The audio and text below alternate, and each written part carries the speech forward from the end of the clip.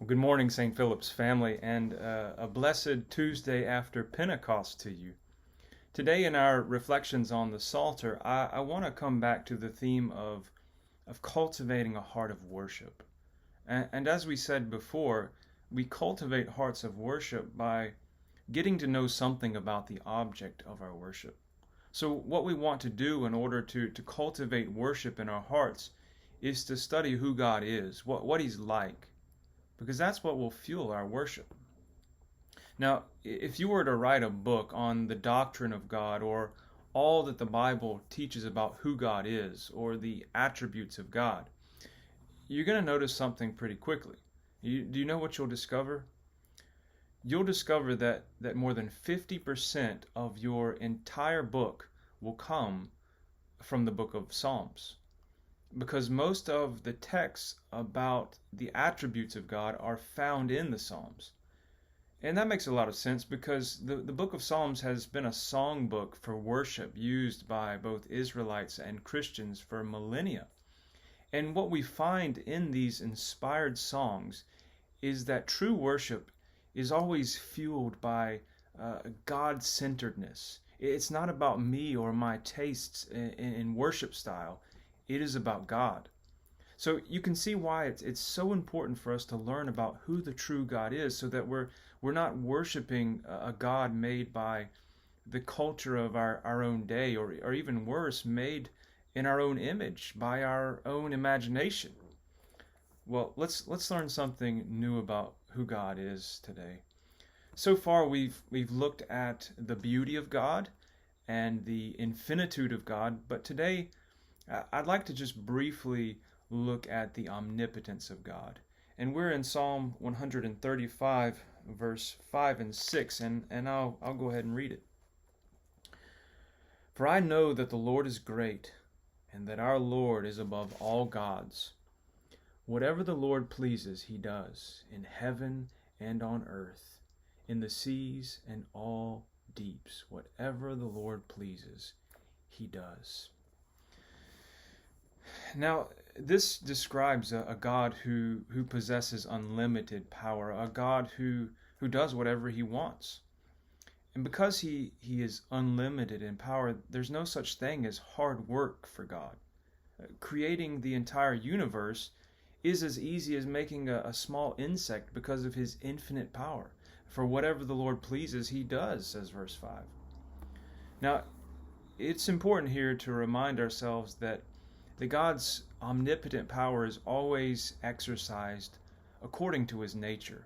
Well, what do I mean by that? Well, God cannot act in a way that compromises His holiness or His justice or His goodness or His truth or His love or any of His other attributes. He cannot act in one attribute in a way that is inconsistent with another, you see. He always acts according to who He is. So His power, it cannot be an evil power. It can only be a good power because it has to be consistent with who He is, and He is good.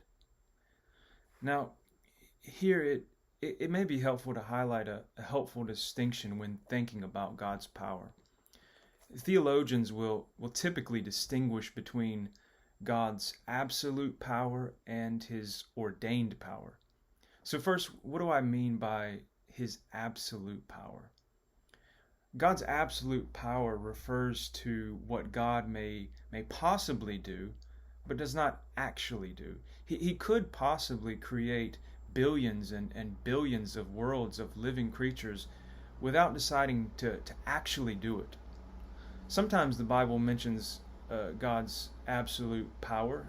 For example, do you remember what John the Baptist says to the unrepentant Pharisees and Sadducees that come out to him asking him questions in Matthew 3? He says, "Do not presume to say to yourselves, 'We have Abraham as our father,' for I tell you that God is able from these stones to raise up children for Abraham." Now, as far as we know, God did not raise up children for Abraham from those stones, but He could have. He could have done that if He wanted. And that's His absolute power. Well then, what is God's ordained power? God's ordained power has to do with what God actually decrees according to his will and then accomplishes.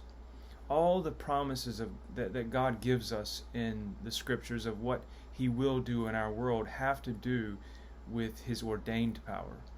Promises to create in us a new heart, to cause his Spirit to dwell in us, to resurrect our bodies, to make a new heaven and a new earth. This is all according to his ordained power. He's going to do it. But here's the hard part for me, and it may very well be for you too. It's to resist the temptation to live too long in the theoretical world of God's absolute power. What do I mean? Well, according to God's absolute power, he could just, upon saving us, completely sanctify every Christian in the world immediately by the power of his Spirit. And he could do it quite apart from the reading of the Word, the preaching of the Word, the prayer, sacraments, godly living, and even suffering. But according to his ordained power, he's not chosen to do it that way, has he? No, he has ordained certain means by which his power is to flow through to accomplish certain ends.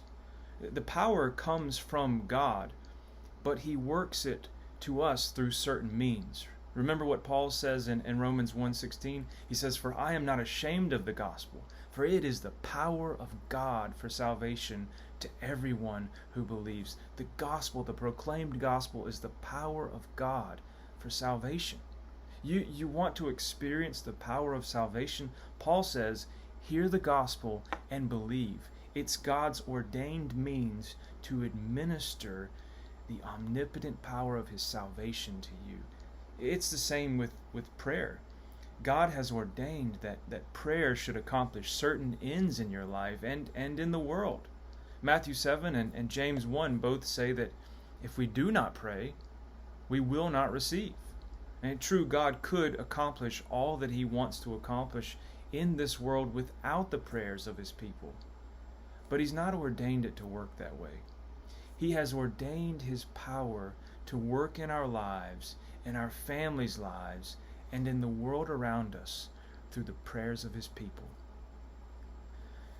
God's power comes to us administered through ordinary but ordained means like the scriptures, preaching, prayer, bread and wine, and the fellowship of the church.